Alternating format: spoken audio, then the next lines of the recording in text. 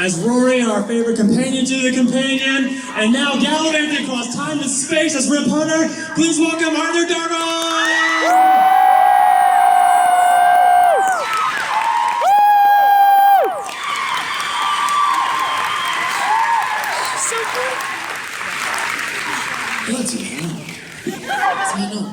Well, welcome to Portland. Thanks. What a wonderfully warm welcome. And look, the TARDIS has even come for this one. That's actually how they arrived, was in the TARDIS, and they just kind of snuck around in their bags. Well, before we get started, just to let you guys know, we are taking questions. The mics are kind of far in the back. I'm sorry. They'll light them up when they're ready. Is that the Stig? We'll get The Stig said it.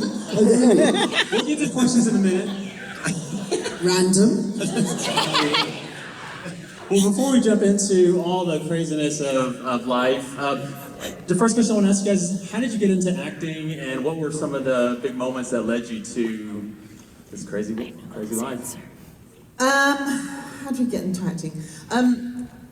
I kind of didn't consciously get into acting.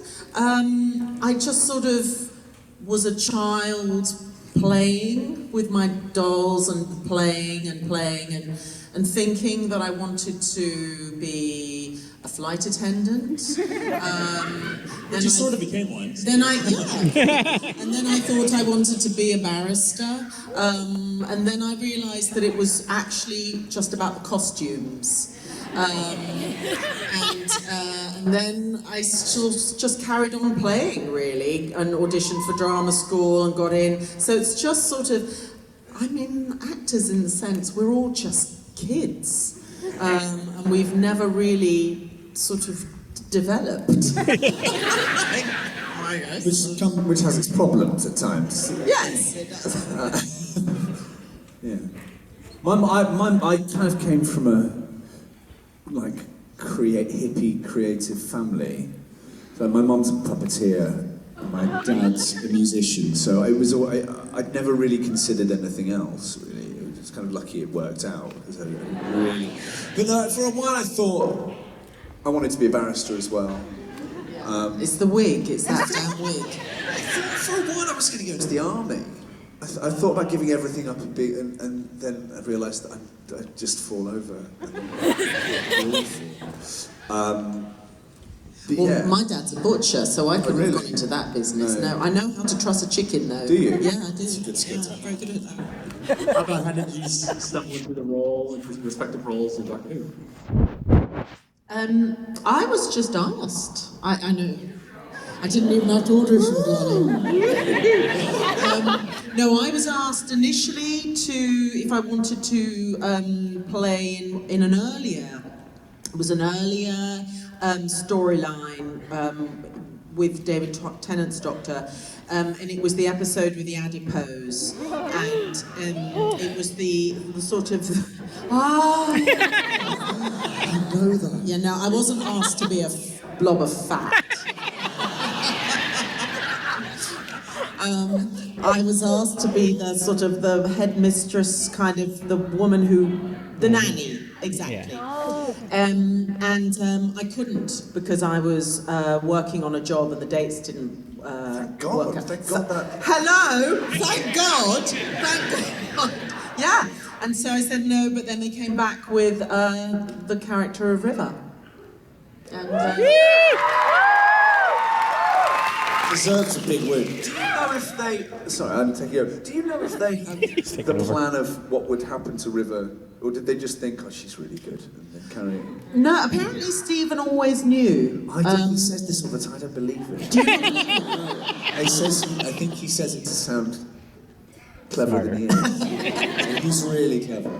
Yeah, he is really clever. I don't know, because Russell T Davies said that he had an inkling, because Russell T Davies was actually, he was the producer showrunner at the time, and Stephen was his sort of top writer.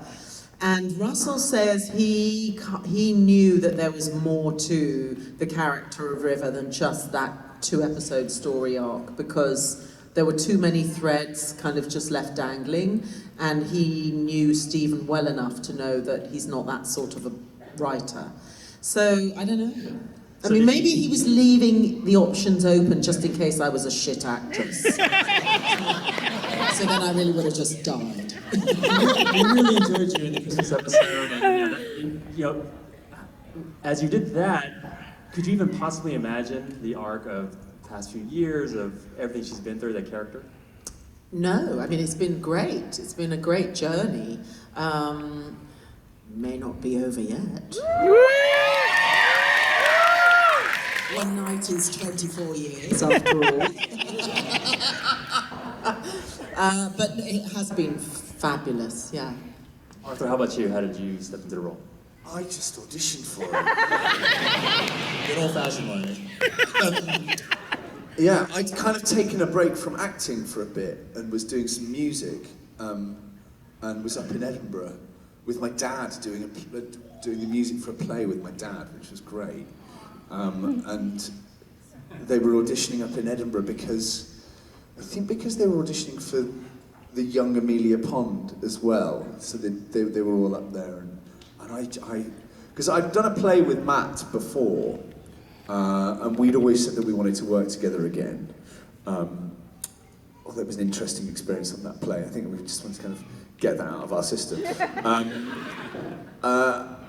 And yeah, because I joined later, even though I was in the first episode, they started filming the series before I joined. So I saw on the news that Matt had got the job as the Doctor, and I sent him a message saying, I'm going to buy a pencil case with your face on it. Which I did. And then, yeah, auditioned, and then had to audition with Matt, which was great, and we get on so well that it was just easy. You know, this is kind of the end of an era. You mentioned Moffat, and he's had an incredible run as a showrunner. Any favorite memories or anything as you look back on as far as stuff that I can't talk About Stephen. There was the end. I can't remember which episode it was. The end. I think it was the end of the. I think it was the big reveal for you. That you were. What, when we were in that huge hangar? Yeah, but the read was it the read through of that where there was a false ending and it didn't make any sense. Yeah. And Stephen then took us down a corridor. It's so not glamorous. Down a corridor in a horrible room in Cardiff, and tried to find the right pages on his laptop and was kind of showing us on his. It was awful, but it was fun. It was very Stephen to be shown the end of the script kind of on the floor by the toilets. He didn't let literally, the crew didn't even know what the ending was. There was just the actors who were literally involved were just given sort of a couple of odd pages. So even on the day that we were filming, they didn't know, and it was only when we actually said the lines on camera that it was revealed. But because we were in that big hangar as well, only some of the crew could hear what it was anyway. A lot of the crew didn't know weeks later, which was amusing. But the reason why I say I don't think Steve knows, because I do think he plans everything out. I do think he plans everything out. But I only thought I was doing 4 episodes or 5 episodes, and they kept kind of bringing me back to life and all of that. And I said to him, I was like, have you got a plan for all this? He was like, oh yeah. Just totally as if it was all masterminded, which it probably is, but I can't believe that one man can fit all of that in his mind. I think it's just kind of amazing. Yeah, but he writes Sherlock at the same time. Yeah, no, I know. He's amazing. Amazing. I don't know what he's going to do when he stops seeing Doctor Who. I think he'll do something even better. Yeah, I think you're right. I don't think he'll take a holiday. You know, Alex, we're in an era where we are seeing more and more female heroines, largely because of characters like yourself. And, I think in the role as River, you've been so passionate and independent and strong and such a rich part of the Doctor Who history. Is that a role that you were attracted to, or has it become that role because of how you portrayed it?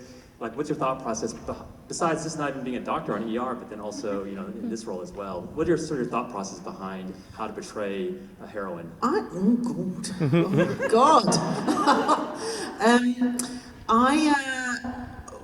Well, because it was only a 2-episode story arc, as far as I was concerned. The character had a beginning, a middle, and an end, and died, leaving sort of this mystery of who she was and what her relationship was with the Doctor. So that sort of, I thought that sort of was going to be buried with her.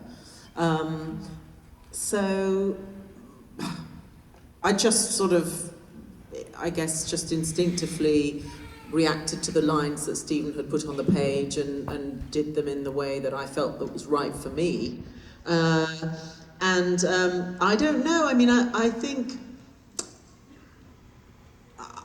I don't know, I mean, I haven't really talked to Stephen about it, how it works, whether Stephen has gotten a sense of how I've played the character then, and so when he then continued to write for her, whether he was influenced by the way that I performed the character in those first 2 episodes, and whether that then fed back into his writing, I really don't know. All I know is that I respond to what he's put on the page. And I guess what am I? I'm a bit naughty. I'm kind of a bit cheeky, flirty. I don't know. Yeah. I suppose there is an element of me in everything that I play. I think with Stephen's writing as well, and I found this, and I think everyone who joins the show finds this, they're very trusting for you to just go for it. Yeah. Do you know what I mean? Yeah. They don't micromanage you at all. Like, I didn't really get any notes for it. You just kind of, it's quite empowering actually at times, because you can really just put your own stamp on it. But also, each character has very much their own tune and rhythm to their dialogue. Like, whose line belongs, or which line belongs to which character, which person. And that's something that not many writers can do. Very, very rarely do you have a writer who is able to literally hear the different music for each character in their heads. Most writers actually, you read a page, we get sent scripts all the time to read, and mostly you read a page and it's all exactly the same. It's the same sort of pattern of... It's the writer's voice rather than the character's. Yeah, it's the writer's voice. So that's when you know that you're in the company of somebody who is really brilliant at what they do. I must say, having worked with Chris Chibnall quite a lot recently, I'm very glad that he's taking over, because I think he has that skill, and I think it's definitely his time to be able to lead the show. I'm very excited to see, as much as I'm very sad that Stephen's leaving, I'm very excited to see what Chris does with it. That's great. Arthur, whether you've been working with the Time Lord and now basically a Time Lord yourself on Legends of Tomorrow. Ladies and gentlemen.